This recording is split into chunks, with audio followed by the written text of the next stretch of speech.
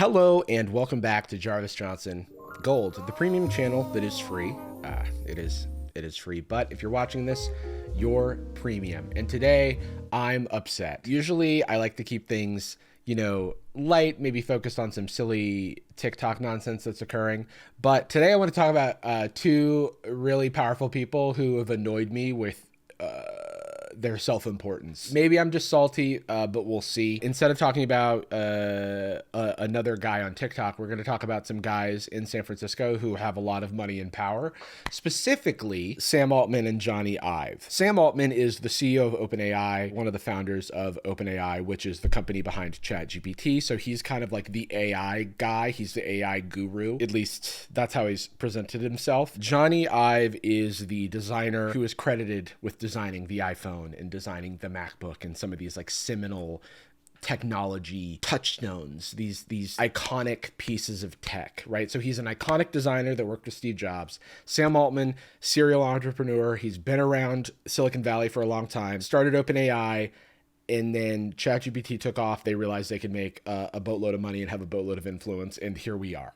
Okay, we're doing Ghibli filters and we're using a lot of energy to do it. A little bit about why I care. One, we do talk about some of this stuff on my podcast, Sad Boys, podcast about feelings and other things also. I'll link that in the description. For those who maybe are not familiar with what a guy popped out of on YouTube, I once worked in Silicon Valley. I went to school for computer science. I was a software engineer in Silicon Valley for a long time, worked at Patreon during its early years, and I had this point in my career when YouTube started picking up that I was like, do I want to pursue this like creative field, or do I want to continue like on the climbing the ladder in my tech journey? And I didn't always feel like the tech industry was 100% me. I kind of enjoyed building stuff, but sometimes the culture was a little grating to me. If you go back to some of my old YouTube videos on the Jarvis Johnson channel, you'll see kind of commentary videos where I'm kind of finding my footing in commentary, but doing that format on kind of tech stuff. Things that annoy me about the tech industry, people thinking they're the smartest minds in the world because they can program, or just feeling like they're the best thing since sliced bread because they can make a computer go beep boop, But the most annoying thing to me when these people, and it's not everyone, but there's a culture that present themselves like they're changing the world, they're disrupting or whatever, because they built iBeer, the app that lets you like pretend that you're drinking a beer. Where's my beer? I drank all my beer. Sorry, one sec. Now I've got a full beer. Yummy. I would like $1 billion, please. So without further ado, so they put out this video with a huge announcement, huge transformative announcement. Sam Altman, Jony Ive. I think that OpenAI is like buying Jony Ive's like design firm for like $6 billion, and they're announcing a suite of products that are going to change the world. And what follows is everything wrong, in my opinion, with the tech industry. So let's just watch that. Sam and Jony introduce I/O, which we don't know what I/O is yet. The video is supposed to tell us, but traditionally I/O stands for input output. It's also like one of Jupiter's moons. I think we have the opportunity here to kind of completely reimagine what it means to use a computer. We are going to completely reimagine what it means to use a computer. Cool, I guess. I feel like that's already been reimagined. Most of the younger generations do everything from their phones, from like editing PDFs to like editing videos and interacting with friends and watching. Like, we really don't use computers for all that much, the average person at least. So we open with a shot of the Golden Gate Bridge, so we're in San Francisco. And then we cut to the other side of San Francisco in the financial district where a lot of the tech companies are located. I worked here for years. Oh, and then they tell you we're in San Francisco. Got it. Sam is a rare visionary. Now we've entered the aura farming segment of the video. They show Sam Altman, who is probably one of the most powerful people in the tech industry right now, as the leader of OpenAI, even to the point where he was like ousted and then added back into the company. Crazy corporate drama. He's just walking with his hands in his pockets. Nothing cooler than that. Sam and Jony back at it again, walking to go grab a coffee, just like every San Franciscan does. Just walking like you and me with both hands in his pockets. Just a normal, casual guy. He does have Hollywood film production capturing his walking. So that's a little bit different than you and me, but trust me, it's so relatable. Let's get real for a second. A couple of years ago, I got a call from someone who shouldn't have had my number, or I had no idea how they got it. And I Googled myself, and there it was. I found my phone number, old addresses, names of family members. It was not fun. And because it wasn't very fun, I'm gonna do the same thing to my friend Anastasia. You can really look me up if you want. Okay, sure. Okay, that photo, that's weird that photo. That's not you. But that is But your that's a phone number. What the hell? Yeah, this is scary. Yeah, we got to get this down pronto. Or I mean, if you want new friends, you can leave it up. I don't want new friends. I have enough friends. This information isn't here by accident. The reason it's there is because there are data brokers that profit off of collecting your information and having their little white page services and then selling them by subscription or to someone who wants to look you up, be that a marketer or a scammer or someone who wants to do a crime to you. The worst part is that these companies make a ton of money doing this, and taking the information down, which I've tried, is like playing whack-a-mole, because when it disappears one place, it pops up somewhere else. And that's where today's sponsor, Aura, comes in. Aura automatically requests that your data be taken off these collection websites and continues to check if it's still there and continue to submit data requests on your behalf. And it's not just data broker removal. Aura also offers a secure VPN, antivirus, password manager, real-time fraud alerts, credit monitoring, and identity theft insurance, as well as 24/7 US-based support should you need it. You can go to my link at aura.com/Jarvis to get 14 days free. And that's just enough time for Aura to scrub the net for your information and get it off of these data broker sites automatically. Thanks again to Aura for sponsoring this video. Now back to it. He shoulders incredible responsibility, but his curiosity, his humility remain utterly inspiring. Two friends, Sam and Jony. It's been Johnny's voice this whole time narrating, by the way, because he's announcing his friend Sam like he's the new iPhone. My best friend Sam is equipped with a 2.4 gigahertz processor and an impeccable liquid glass screen, and he's available for purchase this fall. Jony is the deepest thinker. So now we swap roles. Now we got Sam narrating Johnny's walk. Again, they're announcing a product. They're announcing some AI bullshit. But like, it seems like they're just so excited that one of them bought the other's company for $6 billion, that this is more of a celebratory high five of a video than it is informational. Now we got Johnny's walk, and I like Johnny's walk. Johnny's got quite a gait to him. I'm into it. I will mention it is impossible to look good walking downhill in San Francisco. These hills are pretty steep, so I wouldn't have even chosen to include this footage. I would guess that he was actually driven here in an autonomous vehicle and then filmed walking for the B-roll. So far, all we've done is built up hype that they're walking somewhere. And you've got to get like filming permits and stuff. Have to imagine this is a very controlled filming environment. It's not easy to just shut down major streets in San Francisco for filming. And when this happens in LA, it's like for the new like American Horror Story or something like goofy. And in San Francisco, it's like two billionaires are aura farming and they want to look as cool as possible. Please don't mind the disturbance. This is quite the buildup, right? I can't wait for you to find out what they discuss, what they announce, because it's got to be something tangible, something well described, because they wouldn't just waste our time on a walking montage. There's no way. All right, Jony, in this scene, you're going to be walking from right to left, normal style, just like everybody else. And then we're going to get to another shot of you walking from right to left, and we're going to have cameras located at various buildings getting aerial shots of you walking from right to left as well, so that people know that you're just like them. You're not on a yacht like Jeff Bezos. You are not just a billionaire, you're the people's billionaire. We are sitting at the beginning of what I believe will be the greatest technological revolution of our lifetimes. Imagine it's just shots of them walking through like the 7 wonders of the world and just talking about something but never saying exactly what they're talking about. They could probably afford to do that, which is fun. I don't like how tight Sam's pants are. I shouldn't be able to see the outline of your hand. Is that comfortable? I'm not a billionaire, so I wouldn't really know what it's like, but let those legs breathe, brother. Everything I've learned over the last 30 years has led me to this place. They're walking into Cafe Zoetrope, famous cafe owned by the Coppola family, named after Francis Ford Coppola's production company, American Zoetrope, right in like the North Beach, like touristy area of San Francisco. I learned on Wikipedia that Francis Ford Coppola wrote much of the screenplay of The Godfather nearby.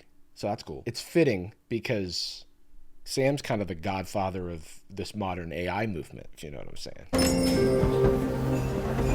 Jony Ive. Jony Ive what? Jony Ive got a couple of questions for you. This part's funny to me because it's just, you know that there's a director behind the camera directing them on how to act when you are looking for your friend at a cafe. Okay. Jarvis, why are you being so nitpicky, okay? You've been yapping so much. We're only a minute and a half in the video. Let the boys speak. They're about to change the world and you're holding us from the gospel. Hey, Sam.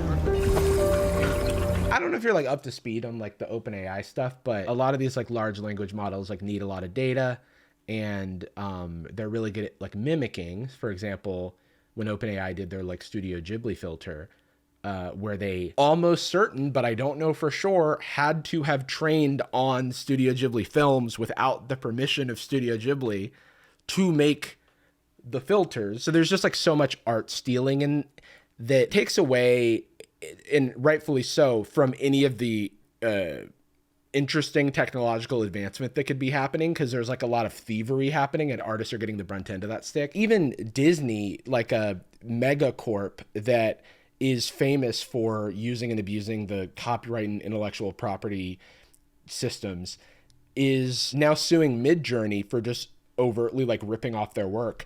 And I'm in a weird situation where I'm like, they kind of have a point, right? Like, I don't want to, Disney doesn't need any defending, and they've done lots of horrible things. If Disney's caught in the crossfire, imagine every artist below that level of power who is caught up in this. Like, my YouTube videos, who even cares about me, right? But it's like, my YouTube videos have been non-consensually scraped by a lot of these AI things. And it's just a thing that everyone is kind of forced to accept because it's the new thing, you know?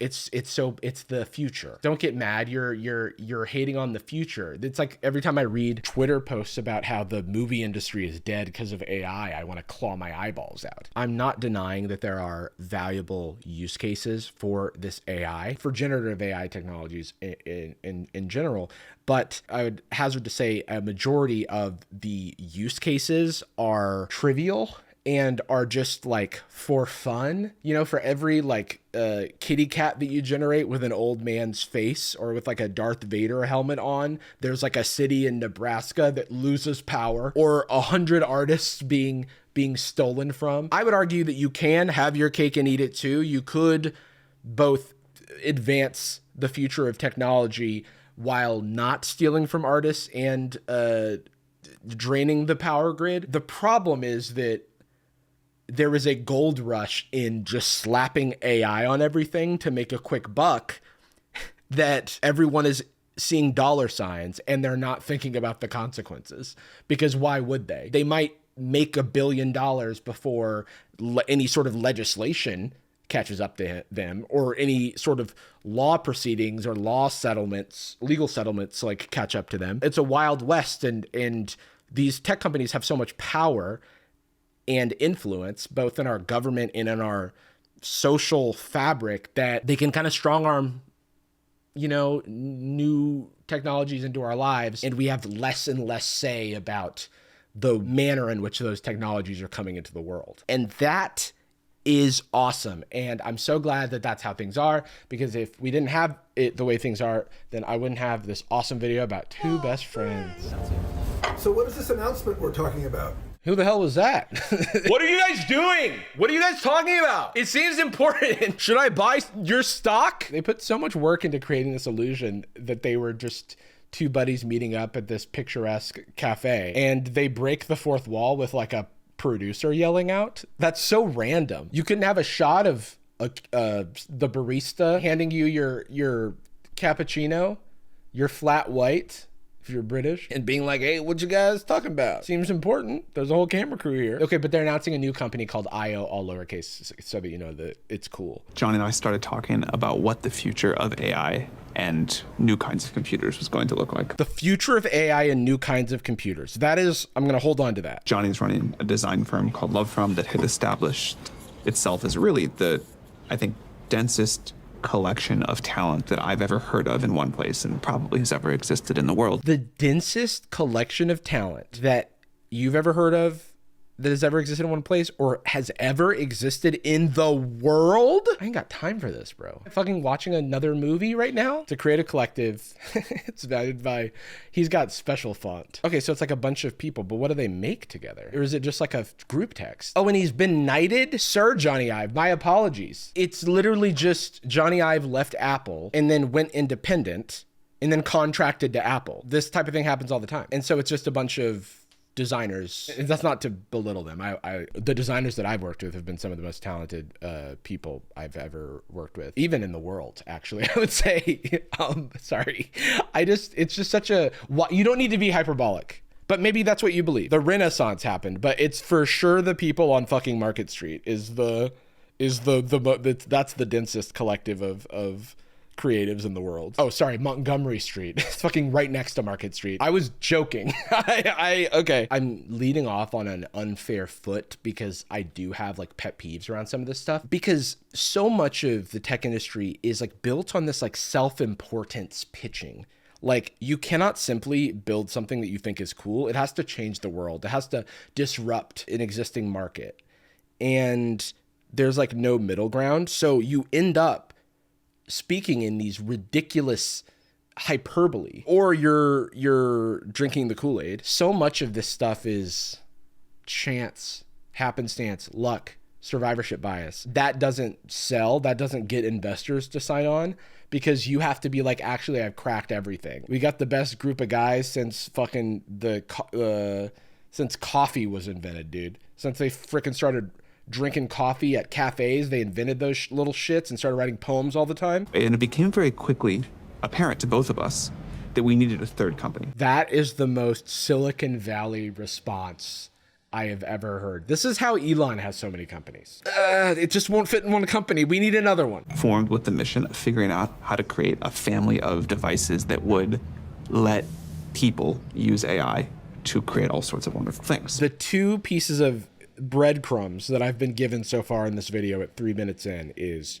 reimagining computers and creating a suite of tools that allow people to use computers and AI to create stuff, which so far is something we already have called computers. One might assume that the first question you get is how is different from computers that we already have. But this title card says a family of AI products, so let's just go into that. The first one we've been working on, Okay, the first one we've been working on. Here we go. He's going to talk about a product. I think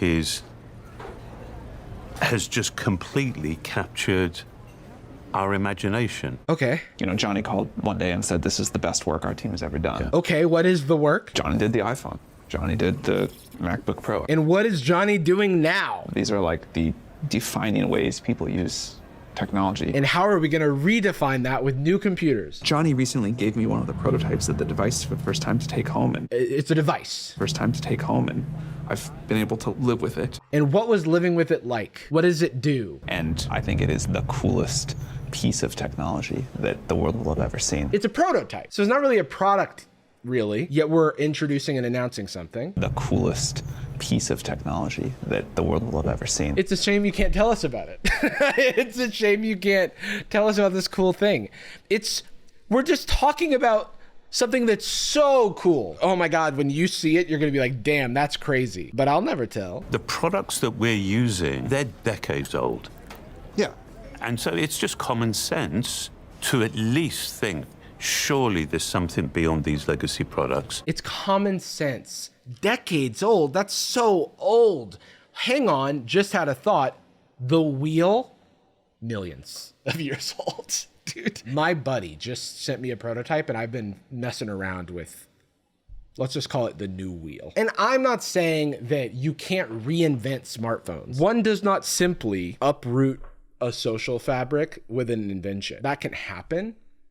And in many ways, it is happening with generative AI. And who's to say like what the long tail of that future is? The hubris, in my view, iPhone, iPhone, you phone, we all phone. That's yesterday. Tomorrow, new invention, new prototype, new thing, but AI is involved, okay? And that's all you need to know. Like, no offense to Jony Ive or the iPhone. And the iPhone's really important. We had Blackberries, we had portable phones, we had like worse consumer products that did similar things. Just like when Facebook came out, we had MySpace, we had Friendster. It was sleeker. It had the intrigue, it had hype, it had virality. Sometimes that can create, those network effects can create incumbents. They can create like long-standing businesses, but I don't believe you. And what if it's fucking the millions of failed products? What if it's hit clicks?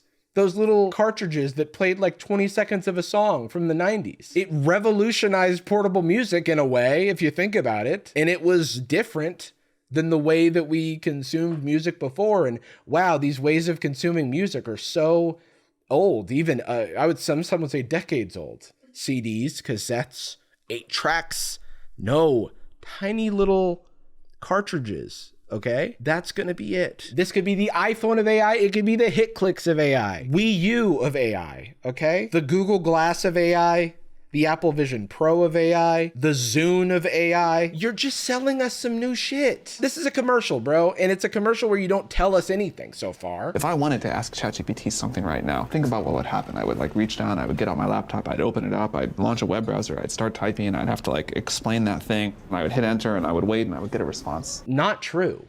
You'd open up the app that you guys have.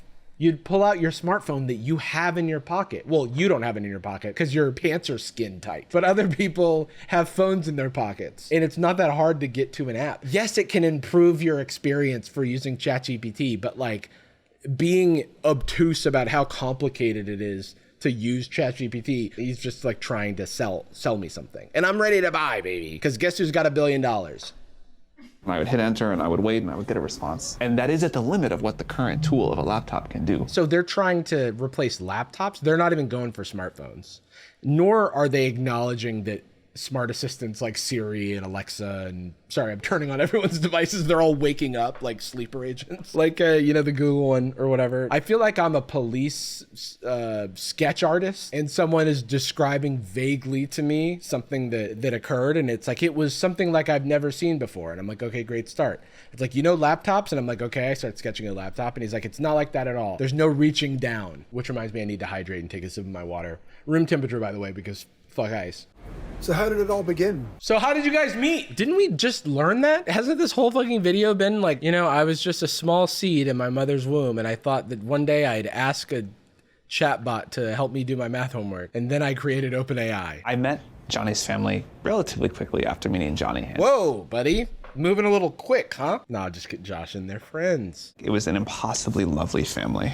And I was just thinking what a privilege it is to really connect with somebody new. Sam, you were already fighting an uphill battle being the billionaire AI guru, God, the guru God. You can't describe making a friend like it's discovering fire, man. It's not going to make you relatable. We had both a very strong shared vision. We maybe didn't know exactly where we were going to go, but like the direction of the force vector felt clear. Right. I talk about that with my homies a lot. We don't know like why we like hanging out, but we just know like the direction of our force vector is clear. All that's to say, get yourself some collaborative enjoyment humans, or as they're colloquially known, friends. San Francisco has been like a mythical place. So we've been in San Francisco this whole time. We got an establishing shot of the Golden Gate Bridge, and we were shown various famous streets in San Francisco. Now we're back to discussing San Francisco. I don't know why. The fact that all of those things happen in the Bay Area and not anywhere else on this gigantic planet we live on, I think is really not an accident. This is like so self-congratulatory. I feel like you could say the same thing about Wall Street. These people have their heads too far up their own ass, Yes, San Francisco's sick, but also we have industry towns that have popped up all over the globe, you know? Like you've got the motor industry in Detroit, and you got oil towns in the Midwest, like Oklahoma, or in the South, like with Texas. And there's so much of this, like, we're special. We're like, relax. At the end of the day, these are just like big, powerful companies. It helps to feel like you're changing the culture and society and doing no harm when you're sitting atop your, billion-dollar corporations. I think there's something about San Francisco. You don't get to pick and choose freedom. What are we talking about? Aren't you like making new computers? We don't get to choose freedom is an insane law. What's happening? The responsibility that Sam bears is honestly beyond my comprehension. I see him, and I have seen him over the last 2 years shoulder that responsibility. I mean, late into the night. They're making it seem like it's so noble. He's choosing to do this because, one, he's driven by it, but it conveniently, there's a huge financial upside in being first to market with a lot of these like emergent like AI tools and things like that. It's a prison of your own design, brother. Okay, bro, like don't shoulder all. No one's asking you to do that. No one's like, you were uniquely the only guy who works on this AI stuff. Like Jony Ive wasn't the only guy that designed the iPhone or the MacBook or whatever. There's like teams of designers. Even his company has all of these collaborative voices, but because he's like the figurehead of it, he's going to get a lot of the credit. A thing that Silicon Valley does is it like lionizes these figures, and there's this myth of the like singular genius who's accomplishing what no one could ever dream of. But in reality, it's like there's lots of people behind it, and it's just like annoying. This is a big thing with Elon. You know, when I was like coming up into the industry, people talked about Elon like he was fucking god of space and cars. And God forbid you criticize him.